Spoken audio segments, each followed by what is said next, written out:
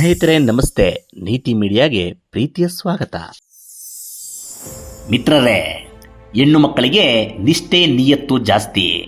ನಂಬಿದವರ ತಲೆ ಕಾಯುವುದು, ಕಷ್ಟದಲ್ಲಿ ಆದವರ ಸ್ಮರಿಸುತ್ತಾ ಕೃತಜ್ಞತೆ ತೋರುವುದು ಅವರ ಮೂಲ ನಡವಳಿಕೆ. ಇಬ್ಬರು ಹೆಣ್ಣು ಮಕ್ಕಳ ಹೆಣ್ತನದ ಈ ಗುಣವೇ ಡಿ.ಕೆ. ಶಿವಕುಮಾರ್ ಅವರ ಪಾಲಿಗೆ ವರದಾನವಾಗುವಂತೆ ಕಾಣುತ್ತಿದೆ. ದೆಹಲಿಯಿಂದ ಶುಭ ಸುದ್ದಿ ತೇಲಿ ಬಂದಿದೆ. ಹೌದು, ಕರ್ನಾಟಕ ನಾಯಕತ್ವ ಬದಲಾವಣೆ ವಿಚಾರದಲ್ಲಿ ಸಾರಾಸಗಟಾಗಿ ಡಿ.ಕೆ. ಶಿವಕುಮಾರ್ ಬೆಂಬಲಕ್ಕೆ ನಿಂತಿರುವ ಸೋನಿಯಾ ಗಾಂಧಿ ಮತ್ತು ಪ್ರಿಯಾಂಕಾ ರಾಹುಲ್ ಗಾಂಧಿ ಮೇಲೆ ತೀವ್ರ ಒತ್ತಡ ಹೇರತೊಡಗಿದ್ದಾರೆ. ಕೊಟ್ಟ ಮಾತಿನಂತೆ ಡಿಕೆಗೆ ಅಧಿಕಾರ ಹಸ್ತಾಂತರವಾಗಬೇಕು ಎಂದು ಪಟ್ಟು ಹಿಡಿದಿದ್ದಾರೆ.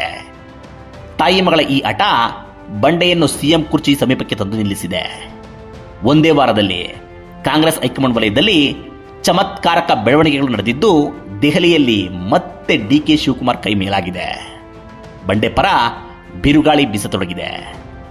ತಮ್ಮ ವಿರುದ್ಧ ನಿರ್ಮಾಣವಾಗಿರುವ ವಾತಾವರಣ ಕಂಡು ಆಕ್ರೋಶಗೊಂಡಿರುವ ಮುಖ್ಯಮಂತ್ರಿ ಸಿದ್ದರಾಮಯ್ಯ ಕಳೆದ ಭಾನುವಾರ ರಾಮಲೀಲಾ ಮೈದಾನದಲ್ಲಿ ನಡೆದ ವೋಟ್ ಚೋರಿ ರ್ಯಾಲಿ ಮುಗಿಸಿ ಯಾವೊಬ್ಬ ವರಿಷ್ಠರನ್ನು ಭೇಟಿಯಾಗದೆ ಬೆಂಗಳೂರಿಗೆ ವಾಪಸ್ಸಾದರೆ, ಹೊಸ ಹುಮ್ಮಸ್ಸು ಪಡೆದಿರುವ ಡಿ.ಕೆ. ಶಿವಕುಮಾರ್ ಎಲ್ಲಾ ವರಿಷ್ಠರನ್ನು ಭೇಟಿಯಾಗಿ ರಹಸ್ಯ ರಾಜಕಾರಣ ಮಾಡಿಯೇ ಹಿಂದಿರುಗಿ ಬಂದಿದ್ದಾರೆ. ಡಿ.ಕೆ. ಅಲ್ಲಿಂದ ಬಂದ ಎರಡೇ ದಿನಕ್ಕೆ ಅವರಿಗೆ ದೆಹಲಿಯಿಂದ ಗುಡ್ ನ್ಯೂಸ್ ತಲುಪಿದೆ. ಈ ಸುದ್ದಿ ಡಿ.ಕೆ. ಬಣದಲ್ಲಿ ಹರ್ಷದ ಹೊರಿಸಿದರೆ, ಸಿಎಂ ಬಣದಲ್ಲಿ ತಳಮಳ ಉಂಟು ಮಾಡಿದೆ. ವೋಟ್ ಚೋರಿ ರ್ಯಾಲಿಯ ರಾತ್ರಿ ದಿಲ್ಲಿಯಲ್ಲಿ ಡಿ.ಕೆ. ಮಾಡಿದ ರಹಸ್ಯ ಆಪರೇಷನ್ ಏನು?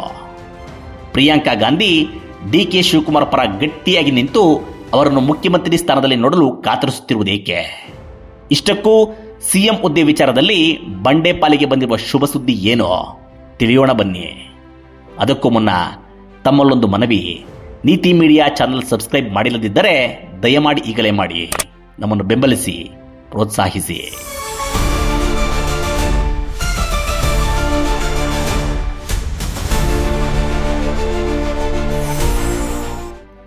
ಗೆಳೆಯರೇ, ಕಳೆದ ಭಾನುವಾರ ನವದೆಹಲಿಯ ರಾಮಲೀಲಾ ಮೈದಾನದಲ್ಲಿ ಮತಗಳವು ವಿಚಾರದಲ್ಲಿ ರ್ಯಾಲಿ ನಡೆಯಿತಲ್ಲ, ಅದಕ್ಕೆ ಒಂದು ದಿನ ಮುನ್ನ ಶನಿವಾರವೇ ದೆಹಲಿ ತಲುಪಿಕೊಂಡಿದ್ದ ಡಿ.ಕೆ. ಶಿವಕುಮಾರ್ ಮತ್ತು ಡಿ.ಕೆ. ಸುರೇಶ್ ಸಹೋದರರು ರಾತ್ರಿ ರಾಜಕೀಯ ನಡೆಸಿದ್ದಾರೆ.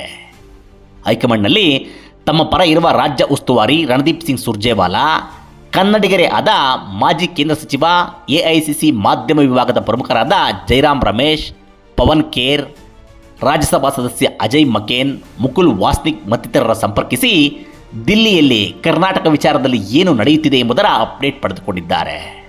ಬೆಂಗಳೂರು, ಬೆಳಗಾವಿಯಲ್ಲಿ ಕೂತು ತಾವು ದೆಹಲಿಯತ್ತ ಬಿಟ್ಟ ಬಾಣಗಳು ಎಷ್ಟರ ಮಟ್ಟಿಗೆ ವರ್ಕ್ ಆಗಿವೆ ಎಂಬುದರ ವಿವರ ಪಡೆದುಕೊಂಡಿದ್ದಾರೆ. ಮೂಲಗಳ ಪ್ರಕಾರ ಅದೇ ರಾತ್ರಿ ಪ್ರಿಯಾಂಕಾ ಪತಿ ರಾಬರ್ಟ್ ವಾದ್ರಾ ಮತ್ತು ಕರ್ನಾಟಕದ ವ್ಯವಹಾರಗಳಿಂದ ಈಗ ಹೊರಗಿಡಲ್ಪಟ್ಟಿರುವ ಸುರ್ಜೇವಾಲಾ ಅವರನ್ನು ರಹಸ್ಯವಾಗಿ ಭೇಟಿಯಾಗಿ ಚರ್ಚಿಸಿದ್ದಾರೆ.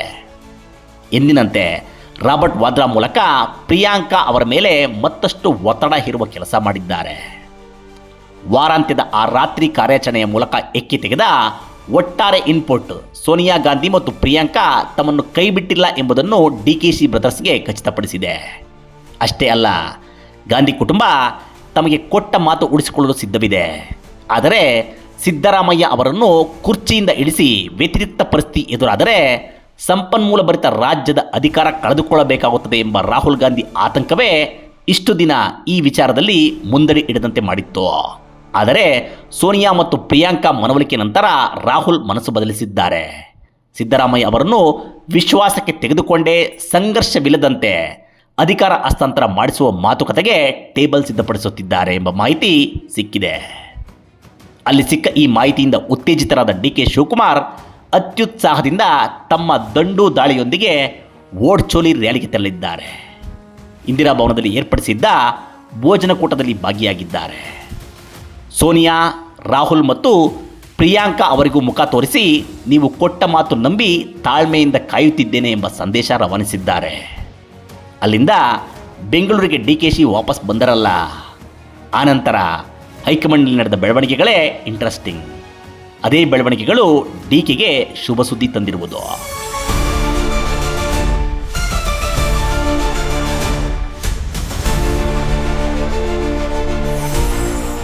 ಸ್ನೇಹಿತರೆ, ಕಾಂಗ್ರೆಸ್ ಪಕ್ಷದ ಕಷ್ಟಕಾಲದಲ್ಲೆಲ್ಲ ಡಿ.ಕೆ. ಶಿವಕುಮಾರ್ ಬಂಡೆಯಂತೆ ಹೈಕಮಾಂಡ್ ಬೆಂಬಲಕ್ಕೆ ನಿಂತವರು. ಯಾವುದೇ ರಾಜ್ಯದಲ್ಲಿ ಪಕ್ಷ ಮತ್ತು ಪಕ್ಷದ ಸರ್ಕಾರಗಳು ಸಂಕಷ್ಟಕ್ಕೆ ಸಿಕ್ಕಿಕೊಂಡಾಗ ವರಿಷ್ಠರ ಸಂದೇಶ ಬಂದಿದ್ದೇ ತಡ ಅಲ್ಲಿಗೆ ಹೋಗಿ ಟ್ರಬಲ್ ಶೂಟ್ ಮಾಡಿದವರು. ಡಿಕೆಶಿ ಹೇಳಿಕೊಂಡಂತೆ ನರೇಂದ್ರ ಮೋದಿ ಮತ್ತು ಅಮಿತ್ ಶಾ ಅವರಿಗೂ ಹೆದರದೆ ಪಕ್ಷಕ್ಕಾಗಿ ಜೈಲಿಗೆ ಹೋಗಿದ್ದವರು. ಇದೇ ಕಾರಣಕ್ಕೆ ಸೋನಿಯಾ ಅವರಿಗೆ ಡಿಕೆಶಿ ಮೇಲೆ ವಿಶೇಷ ವಿಶ್ವಾಸ ಮತ್ತು ಅಭಿಮಾನ. ಅದೇ ವಿಶ್ವಾಸದಿಂದಲೇ ಕರ್ನಾಟಕದ ಕಾಂಗ್ರೆಸ್ ಸಾರಥ್ಯವನ್ನು ಆ ನಾಯಕಿ ಇವರಿಗೆ ನೀಡಿದ್ದರು. ಆ ವಿಶ್ವಾಸ ಉಳಿಸಿಕೊಳ್ಳಲೆಂದೇ ಡಿಕೆ ಹಗಲು ರಾತ್ರಿ ಎನ್ನದೆ ಕಷ್ಟಪಟ್ಟು ಸಂಪನ್ಮೂಲ ಸುರಿದು ಪಕ್ಷಕ್ಕೆ ಹೊಸ ರೂಪ ತಂದುಕೊಟ್ಟರಲ್ಲದೆ ಚುನಾವಣೆ ಗೆಲ್ಲಲು ತಂತ್ರಗಾರಿಕೆ ರಚಿಸಿ ಯಶಸ್ವಿಯಾದರು. ಇದೆಲ್ಲ ಸೋನಿಯಾ ಅವರಿಗೆ ಚೆನ್ನಾಗಿ ತಿಳಿದಿದೆ ಮತ್ತು ಇದನ್ನೆಲ್ಲ ಕಾಲಕಾಲಕ್ಕೆ ಆ ನಾಯಕಿಗೆ ನೆನಪಿಸುವ ವ್ಯವಸ್ಥೆಯನ್ನು ತಮಗಿರುವ ಚಾಕಚಕ್ಯತೆ ಮೂಲಕವೇ ಡಿಕೆ ಮಾಡಿಕೊಂಡಿದ್ದಾರೆ. ಆ ವ್ಯವಸ್ಥೆಯ ಒಂದು ಭಾಗವೇ ಪ್ರಿಯಾಂಕಾ. ತಮಗಿರುವ ಬಿಸ್ನೆಸ್ ಕಾಂಟ್ಯಾಕ್ಟ್ ಮೂಲಕ ಪ್ರಿಯಾಂಕಾ ಪತಿ ರಾಬರ್ಟ್ ವಾದ್ರಾ ಅವರ ಜೊತೆ ನಿಕಟ ಸಂಬಂಧವನ್ನು ಸ್ಥಾಪಿಸಿಕೊಂಡಿರುವ ಡಿಕೆ ಶಿವಕುಮಾರ್ ಆ ಕುಟುಂಬಕ್ಕೆ ಹತ್ತಿರದವರಾಗಿದ್ದಾರೆ. ಯಾವುದೇ ಕ್ಷಣದಲ್ಲಿ ನೇರವಾಗಿ ವಾದ್ರಾ ಜೊತೆ ಸಂಪರ್ಕ ಸಾಧಿಸುವ ವಿಶ್ವಾಸ ಗಳಿಸಿಕೊಂಡಿದ್ದಾರೆ. ಇದು ಸತ್ಯ. ಆದರೆ ಈ ವಿಚಾರದಲ್ಲಿ ನಾನಾ ರೀತಿಯ ಸುದ್ದಿಗಳು ಹರಿದಾಡುತ್ತಿವೆ. ಬೆಂಗಳೂರಿನಲ್ಲಿ ವಾದ್ರಾ ವ್ಯವಹಾರಗಳಿಗೆ ಡಿಕೆ ಸಾಥ್ ನೀಡುತ್ತಿದ್ದಾರೆ. ದೊಡ್ಡ ಡೀಲ್ಗಳನ್ನು ಕುದುರಿಸಿಕೊಡುತ್ತಿದ್ದಾರೆ. ಅದೇ ಕಾರಣಕ್ಕೆ ಪ್ರಿಯಾಂಕಾ ವಾದ್ರಾ ಡಿಕೆ ಬೆಂಬಲಕ್ಕೆ ನಿಲ್ಲುತ್ತಿದ್ದಾರೆ ಎಂಬುದು ಕೇಳಿಬರುತ್ತಿರುವ ಮಾತು. ಈ ಮಾತಿನಲ್ಲಿ ಎಷ್ಟು ನಿಜಾಂಶವಿದೆಯೋ ತಿಳಿಯದು.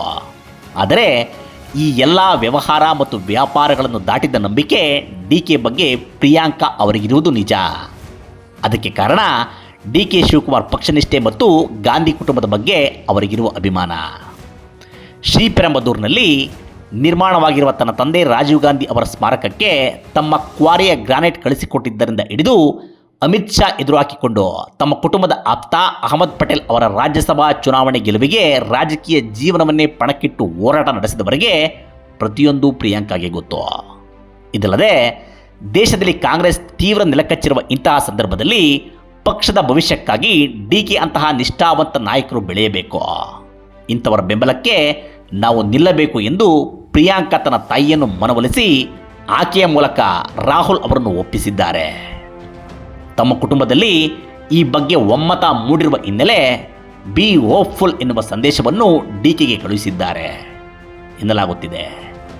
ಮೂಲಗಳ ಪ್ರಕಾರ ಕ್ರಿಸ್ಮಸ್ ಮತ್ತು ಹೊಸ ವರ್ಷಾರಂಭದ ನಂತರ ದೆಹಲಿಗೆ ಸಿದ್ದರಾಮಯ್ಯ ಮತ್ತು ಡಿಕೆ ಶಿವಕುಮಾರ್ ಇಬ್ಬರನ್ನೇ ಕರೆಸಿಕೊಂಡು ಮಾತುಕತೆ ನಡೆಸಿ ಇಬ್ಬರಲ್ಲೂ ಪರಸ್ಪರ ವಿಶ್ವಾಸ ಮೂಡಿಸಿ ಜನವರಿ 20ರ ನಂತರ ಸೌಹಾರ್ದಯುತವಾಗಿ ಸಿದ್ದರಾಮಯ್ಯ ಅವರಿಂದ ಅಧಿಕಾರ ಹಸ್ತಾಂತರ ಮಾಡಿಸಲು ರಾಹುಲ್ ಗಾಂಧಿ ಚಿಂತಿಸಿದ್ದಾರೆ. ಹೈಕಮಾಂಡ್ ವಲಯದಲ್ಲಿ ನಡೆಯುವ ಬೆಳವಣಿಗೆಗಳ ಕ್ಷಣದ ಮಾಹಿತಿ ತರಿಸಿಕೊಳ್ಳುವ ಸಿದ್ದರಾಮಯ್ಯ ಅವರ ಕಿವಿಗೆ ಈ ವಿಚಾರ ತಲುಪಿದ್ದು ಅದೇ ಕಾರಣಕ್ಕೆ ಅವರು ವರಿಷ್ಠರ ಬಗ್ಗೆ ಸಿಟ್ಟಾಗಿದ್ದಾರೆ. ಮುಂದಿನ ನಡೆ ಬಗ್ಗೆ ವ್ಯೂಹ ರಚನೆಯಲ್ಲಿ ತೊಡಗಿದ್ದಾರೆ ಎನ್ನಲಾಗುತ್ತಿದೆ. ರಾಹುಲ್ ಗಾಂಧಿ ಸಿದ್ದರಾಮಯ್ಯ ಅವರ ಸಿಟ್ಟು ತಣಿಸಿ ಮನವೊಲಿಸಿ ಡಿಕೆ ಶಿವಕುಮಾರ್ ಅವರಿಗೆ ಅಧಿಕಾರ ಹಸ್ತಾಂತರ ಮಾಡಿಸುತ್ತಾರಾ? ಗಣರಾಜ್ಯೋತ್ಸವಕ್ಕೆ ಮುನ್ನ ಡಿಕೆ ಸಿಎಂ ಕುರ್ಚಿ ಏರಿ ಧ್ವಜಾರೋಹಣ ಮಾಡುತ್ತಾರಾ? ಇವು $1 ಮಿಲಿಯನ್ ಪ್ರಶ್ನೆಗಳು. ಇದು ಈ ಹೊತ್ತಿನ ವಿಶೇಷ. ಮತ್ತೊಂದು ವಿಡಿಯೋದೊಂದಿಗೆ ಬರುತ್ತೇನೆ. ನಮಸ್ಕಾರ.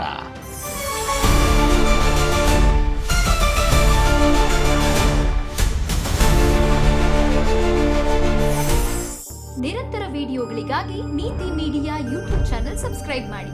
ಹೊಸ ವಿಡಿಯೋಗಳ ಅಪ್ಡೇಟ್ಗಾಗಿ ಬೆಲ್ ಐಕಾನ್ ಕ್ಲಿಕ್ ಮಾಡಿ. ನಿಮಗೆ ಇಷ್ಟವಾಗಿರೋ ಈ ವಿಡಿಯೋ ಶೇರ್ ಮಾಡಿ, ಕಮೆಂಟ್ ಮಾಡೋದು ಮರಿಬೇಡಿ.